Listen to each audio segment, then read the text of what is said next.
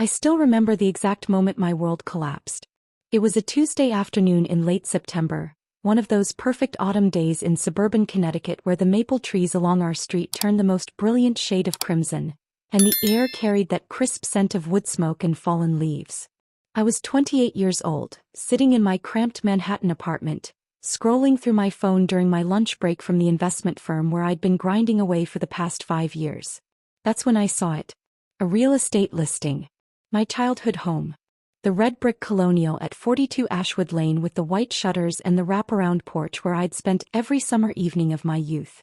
Listed as recently sold. Closed 2 weeks ago. And nobody had told me.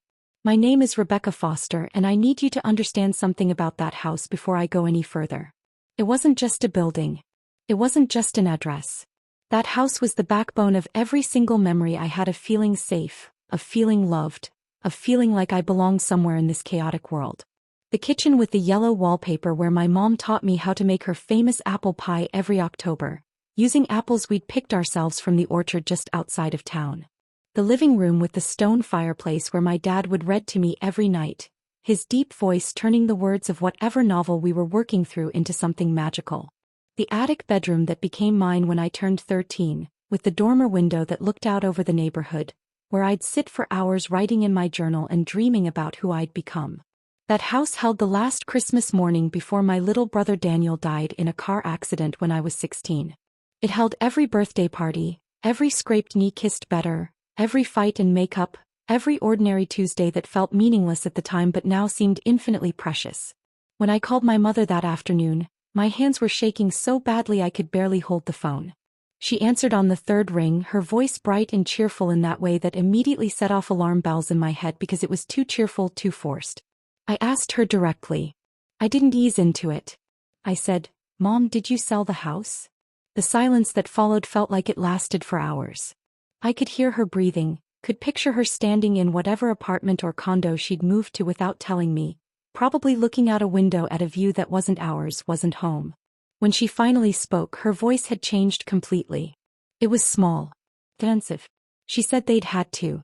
She said the market was good and they needed the money and it had happened so fast and they were going to tell me but the right moment never came and she was so sorry, but it was done now and I needed to understand they'd made the best decision for their future. I don't remember what I said to her. I think I might have just hung up. The rest of that day exists in my memory as a blur of rage and grief so intense it felt physical, like someone had reached into my chest and torn something vital out. I called my father. He was worse than my mom. He was matter-of-fact, almost cold. He told me I was being melodramatic. That it was just a house. That I'd moved to New York years ago and barely visited anymore, so why did I care? That they'd raised me and it was their property and they had every right to sell it without consulting their adult daughter. Every word felt like a slap. But the worst part, the part that really broke me, was when he said that holding on to the house was holding on to the past, and they deserved to move forward with their lives instead of being trapped in a museum to memories I couldn't let go of. I spent that entire night sitting on my fire escape, looking out at the Manhattan skyline, chain-smoking cigarettes even though I'd quit 2 years earlier, trying to process what had happened. It wasn't just about the house being sold. It was about what the sale represented. My parents had erased my childhood. They'd made a decision that fundamentally altered my history, my sense of identity, without considering me important enough to include in that decision. And worse, they'd done it because they thought I didn't care. Because I'd built a life in the city. Because I'd gotten busy with work and sometimes months would go by between visits. Because I'd been stupid enough to think that house would always be there, that it was a permanent fixture, that some things in life were constant and reliable and mine. Over the following weeks I became obsessed. I found out everything I could about the sale.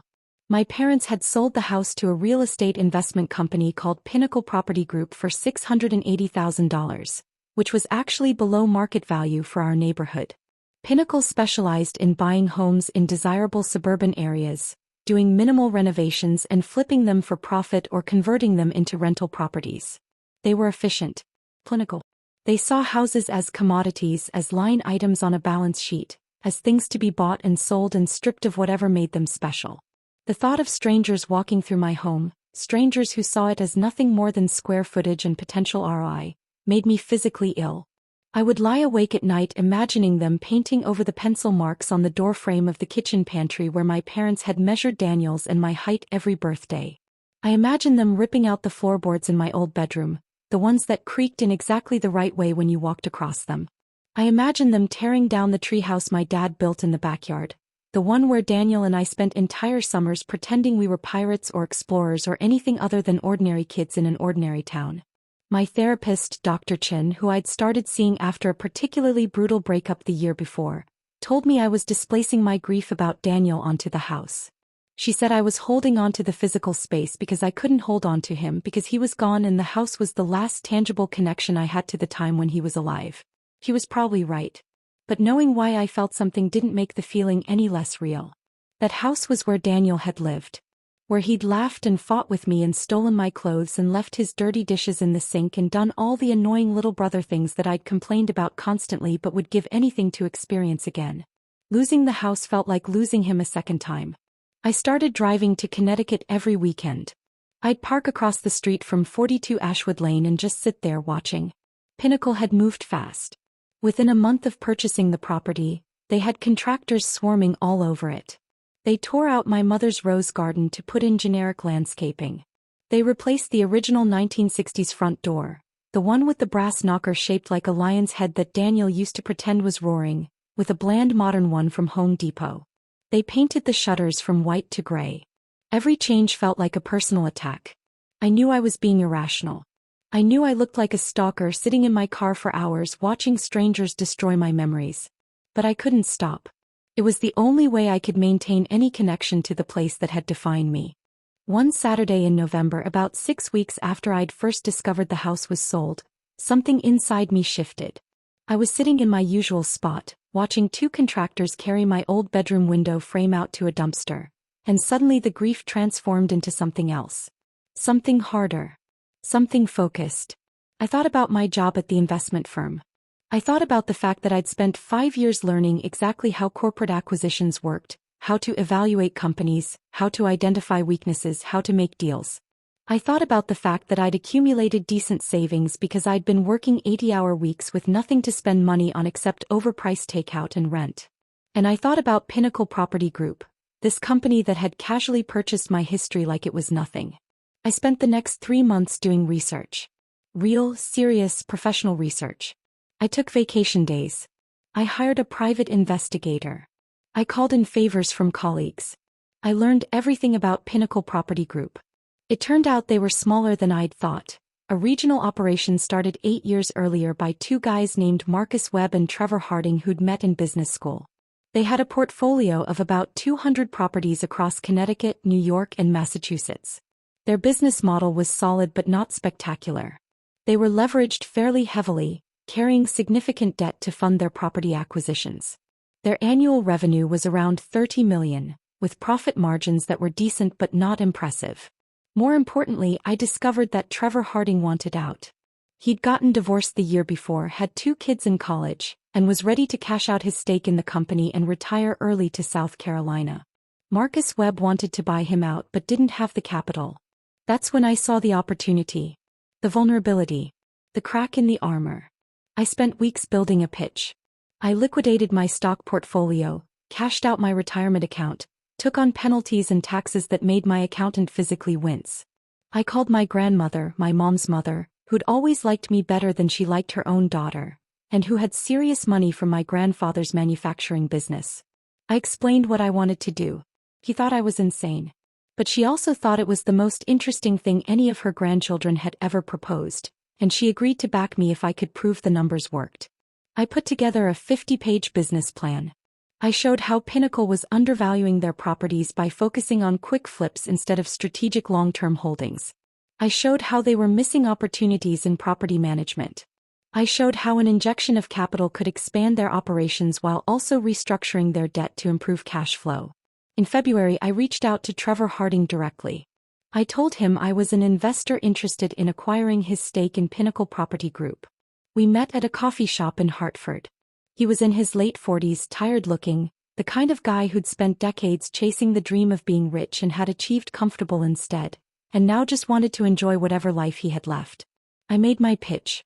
I told him I could offer him $2.4 million for his 40% stake in the company, which was more than Marcus Webb could pay, and I could close within 60 days. His eyes lit up. That number meant freedom for him. It meant college tuition covered. It meant the South Carolina retirement he'd been dreaming about. He said he'd think about it. 3 days later he called me back and said yes. But there was a catch. Marcus Webb had right of first refusal on any sale of company shares.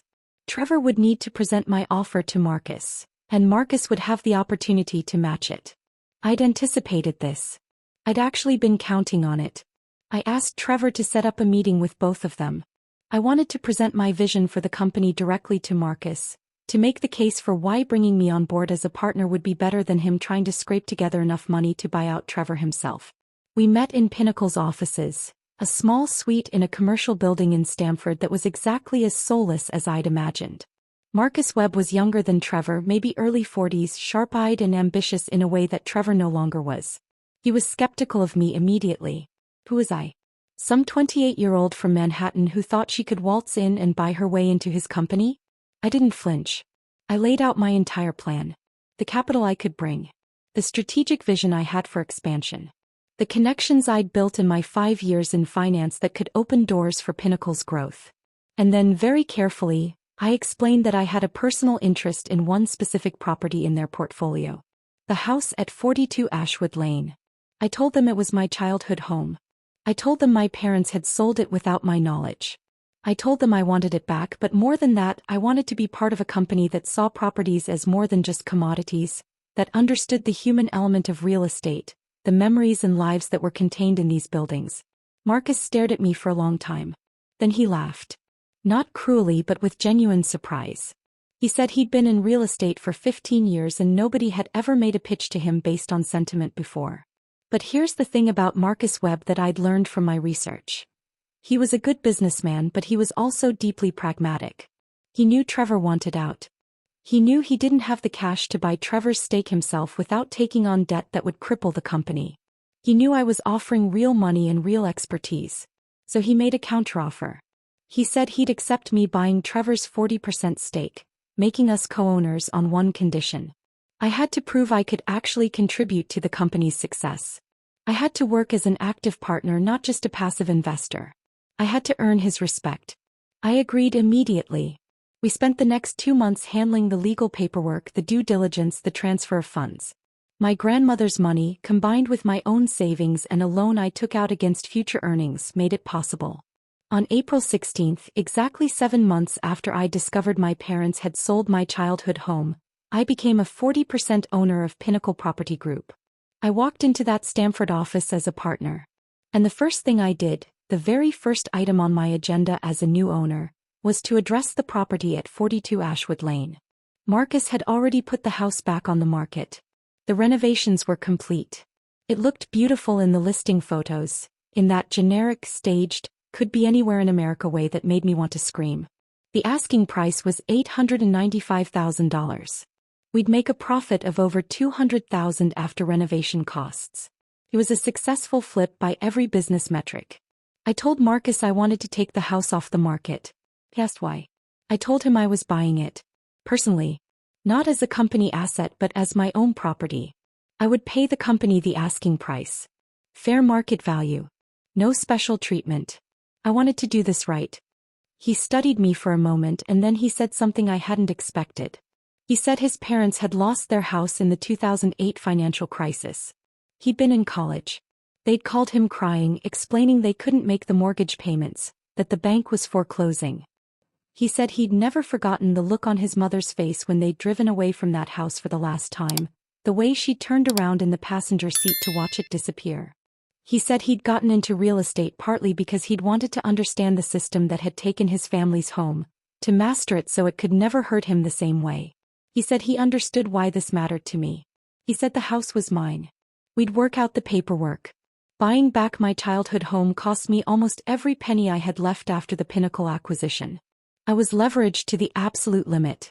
I was house poor in the most literal sense. But when I walked through that front door with the keys in my hand, when I stood in the entryway and saw what Pinnacle's contractors had done, the updates and changes and improvements that were all perfectly nice but fundamentally wrong, I didn't care about the money. I stood there in the silence in the house that was mine again but also wasn't, and I cried. Not gentle tears. Deep, wrenching sobs that came from somewhere primal. Because I'd gotten the house back, but I couldn't get back what really mattered. I couldn't bring Daniel back. I couldn't restore my relationship with my parents, who'd stopped speaking to me after they found out about the Pinnacle acquisition through the local gossip mill. I couldn't undo the past 7 months of grief and rage and obsession. I'd won the battle, but I wasn't sure anymore what I'd been fighting for.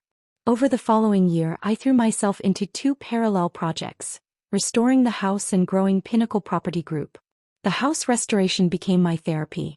I spent every weekend and evening at 42 Ashwood Lane, slowly undoing the contractor's work and putting things back the way they'd been. I found the original front door in a salvage yard and reinstalled it, lion's head knocker and all. I repainted the shutters white.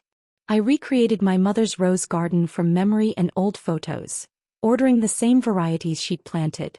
I pulled up the new flooring in my old bedroom and restored the original creaky boards underneath. I found the box of our old stuff my parents had left behind in the garage, including the growth chart from the pantry doorframe, and I carefully transferred it to the new doorframe, preserving every pencil mark, every date, every measurement of Daniel's and my steady march toward adulthood. At Pinnacle, I pushed Marcus to evolve our business model. We started focusing less on quick flips and more on strategic property management and community development. I convinced him that we should be the kind of company that cared about preserving neighborhood character, that worked with families instead of just seeing them as transactions. It wasn't purely altruistic. It was good business. Properties in stable, well-maintained communities held value better. Long-term tenants created steady revenue streams. Building a reputation as the good guys in real estate opened doors with municipalities and community organizations. Within 18 months, we doubled our portfolio and tripled our profit margins. Marcus started treating me less like an outsider with a weird sentimental streak and more like a genuine partner with valuable insights. But the success felt hollow. I'd achieved everything I'd set out to do. I'd bought the company. I'd gotten the house back. I'd proven to my parents, who still weren't speaking to me, that their decision had been wrong, that I'd cared enough to fight back in the most dramatic way possible. But I was exhausted. Burnt out. I'd spent almost 2 years in a state of constant intensity, driven by rage and grief, and now that the crisis was over, I didn't know who I was supposed to be. The house was restored, but it was empty. I'd furnished it with replicas and salvaged pieces that approximated what had been there before, but it felt like a museum, not a home. I'd sit in the living room by the fireplace and listen to the silence, the absence of my dad's voice reading, the absence of Daniel's footsteps on the stairs, the absence of my mom humming while she cooked. I'd saved the building, but I couldn't save the life that had existed inside it. I started seeing Dr. Chen twice a week. He pushed me hard. She asked what I'd really been trying to accomplish. I told her I'd been trying to reclaim my past. She said that was impossible. The past was gone. Daniel was gone. The family I'd had before the accident was gone. The version of my parents who would have consulted me before selling the house was gone. No amount of money or business deals or property restoration could bring any of that back. She asked what I wanted for my future. I didn't have an answer. I'd been so focused on looking backward that I'd stopped imagining forward. Then something unexpected happened. It was late September again, almost exactly 2 years after I'd first discovered the house was sold. Marcus called me and said there was someone at the Ashwood Lane property. A woman. She'd knocked on the door and asked if she could look around. The neighbors had told her the house had recently changed hands again, and she wanted to know who owned it now. Marcus had been doing a property inspection in the area and had stopped by to check it out. The woman was in her 70s. Her name was Patricia Moreno, and 42 Ashwood Lane had been her childhood home. I drove to Connecticut immediately. When I arrived, Patricia was sitting on the front porch steps, crying quietly. I sat down next to her. She apologized for intruding. She explained that she'd grown up in this house in the 1950s and 60s. Her father had built the wraparound porch himself. Her mother had planted the original rose garden. She'd gotten married in the backyard in 1972. She'd driven by on a whim while visiting her daughter in the area and had been overwhelmed by the flood of memories. She said she knew it was silly getting emotional about a building, but this house represented a time when her whole family had been alive, when her parents and siblings had all been together, before marriages and distance and death had scattered them. She said sometimes she dreamed about this house, about sitting in the kitchen with her mother, and she'd wake up crying because she couldn't go back. I understood her completely. We sat on those porch steps for 3 hours, two strangers who'd both loved the same building decades apart, sharing our stories. She told me about the summers when she and her 5 siblings would sleep on the porch to escape the heat, about the winter when pipes burst and her father stayed up all night trying to fix them, about the day President Kennedy was shot and her whole family gathered around the television in the living room. I told her about Daniel, about the accident, about my parents selling the house without telling me, about everything I'd done to get it back. She listened with tears streaming down her face. When I finished, she took my hand and said something I'll never forget. She said that houses hold love. They absorb it from the families who live in them year after year, and that love doesn't disappear when the families leave. It stays in the walls, in the floors, in the air. She said this house had been holding love for over 60 years, hers and mine and all the families in between, and that was something sacred. Before she left, I made her a promise. I said I would never sell this house to someone who saw it as just an investment. I said when I was ready to let it go, I would find a family who would love it the way we had, who would fill it with new memories and new love. She hugged me tight, this stranger who understood me better than my own parents did, and thanked me for bringing her home one last time. That conversation changed everything. I realized I'd been approaching the house all wrong. I'd been trying to preserve it exactly as it was, to freeze it in time as a memorial to what I'd lost. But that wasn't what a home was supposed to be. A home was supposed to be alive, growing, changing with the people in it. The love Patricia talked about, the love the house held, it wasn't about keeping things the same. It was about honoring the past while making space for the future. I'd been living like a ghost in my own house, haunting it instead of inhabiting it. I started making changes. Real changes. I painted my old bedroom a new color, a soft sage green I'd always loved but had never chosen before because it wasn't what it looked like when I was young. I replaced my mother's kitchen wallpaper with something modern and bright. I invited friends from the city to visit, to stay over, to help me fill the silence with new voices and new laughter. I started hosting a monthly dinner party, cooking meals in that kitchen where my mother had taught me to bake, but making new recipes, trying new things. I planted new flowers in the garden alongside my mother's roses, mixing the old and new. I hung photos on the walls, not just of my family but of my new life, the friends I'd made, the places I'd traveled, the person I was becoming. And slowly, carefully I reached out to my parents. It took multiple attempts. Multiple rejected calls and unreturned emails. But eventually my mother answered. We had a long, painful conversation. I told her I understood now why they'd sold the house, how they'd needed to move forward, how they'd felt trapped by my inability to let go of the past. I apologized for buying Pinnacle, for making such a dramatic statement, for embarrassing them in front of everyone they knew. But I also told her that she and my father had hurt me deeply by excluding me from the decision, by not recognizing that the house mattered to me, by dismissing my grief as melodrama. She cried. She said she'd handled it badly, that they both had. She said they'd been so focused on their own pain, on their own need to escape the memories of Daniel, that they hadn't considered I might be dealing with my grief differently. She said my father struggled to talk about emotions, that it was easier for him to be cold than to admit how much he was hurting. She said they'd both been proud of what I'd accomplished, buying into Pinnacle, building a successful business, even if they'd been too stubborn and hurt to tell me. It took 6 more months before my father agreed to talk to me. When he finally did, it was brief and awkward. He said he'd been wrong to call me melodramatic. He said the house had mattered and he should have included me in the decision. He said he was sorry. It wasn't the emotional reconciliation I'd fantasized about, but it was something. It was a beginning. We started having dinner once a month, stiff and formal at first but gradually warming. My mother came to visit the house, walked through the rooms I'd restored, cried over the rose garden and the growth chart and all the little details I'd preserved. She said it looked beautiful. She said I'd done something she couldn't have done, holding on to the good memories while letting go of the pain. She said she was proud of me. 2 years later, on a crisp October afternoon much like the one when I'd first discovered the house was sold, I stood in the backyard of 42 Ashwood Lane and made a decision. Pinnacle Property Group had grown beyond anything Marcus and I had imagined.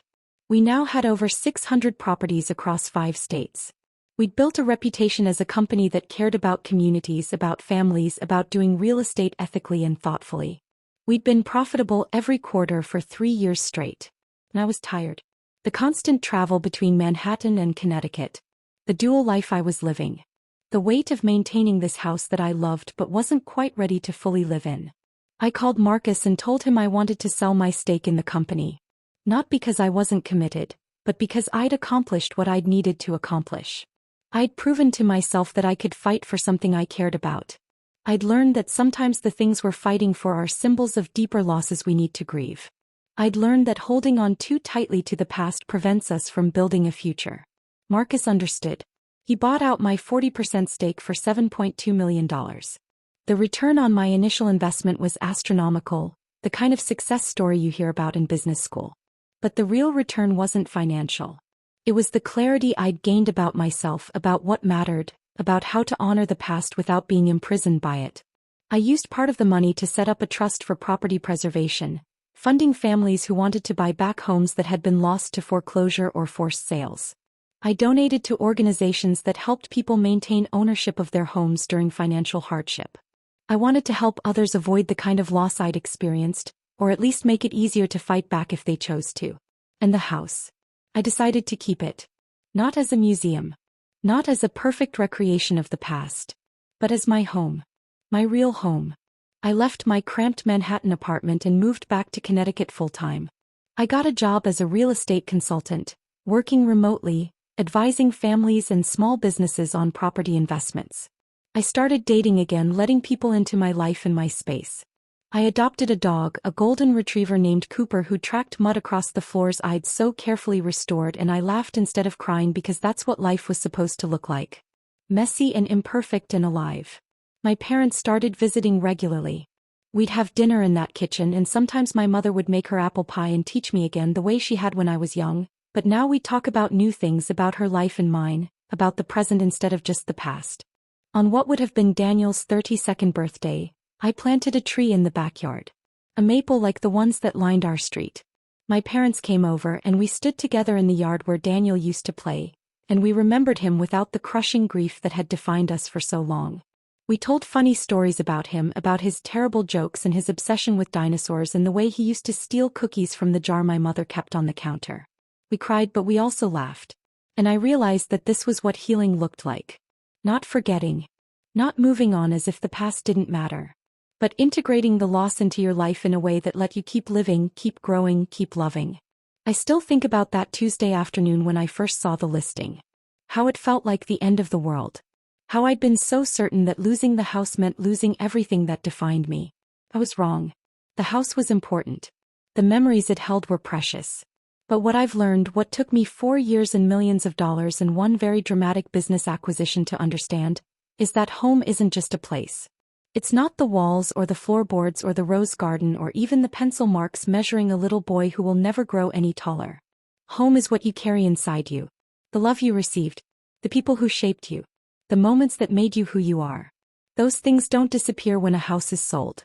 They don't vanish when families break apart or circumstances change or life moves forward in ways you didn't choose. They stay with you. They become part of your foundation, the thing you build your future on. I fought to get my childhood home back and I succeeded. But the real victory wasn't in the acquisition.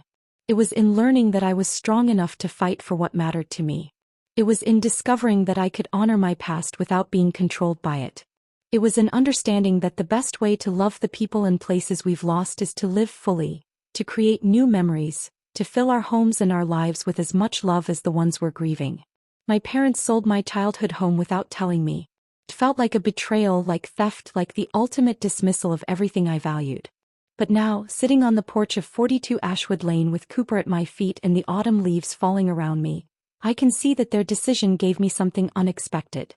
It gave me the chance to fight for myself, to prove my own strength, to discover what I was capable of when I cared deeply enough about something, to learn the difference between preserving the past and living in it, to find my way home not just to a building, but to a version of myself that was stronger, clearer, more whole than the girl who left Connecticut years ago believing that home would always be waiting exactly as she'd left it. Sometimes the things that break us are the same things that show us how to rebuild ourselves better than before. Sometimes losing everything is how we learn what truly matters. And sometimes the longest journey we take is the one that leads us back to where we started, changed in ways we never imagined, finally ready to be home. If you stayed with me through this whole journey, I'm grateful. These stories, the ones about being counted out and proving people wrong, they matter because so many of us carry them. If this resonated with you, if you've ever been told you weren't enough or wouldn't make it or should dream smaller, leave a comment saying, "I made it to the end, so I know you were here with me." And if this story gave you something, a spark of motivation or a feeling of validation or just the satisfaction of seeing someone rise above their circumstances, hitting that like button helps others find these stories too. I've got more to share, more moments from the journey, more lessons learned the hard way, and I'd love for you to be part of it. If you haven't subscribed yet, come along for the ride. And there's another story waiting for you right now, one I think you'll connect with just as deeply. Go check it out and I'll see you there.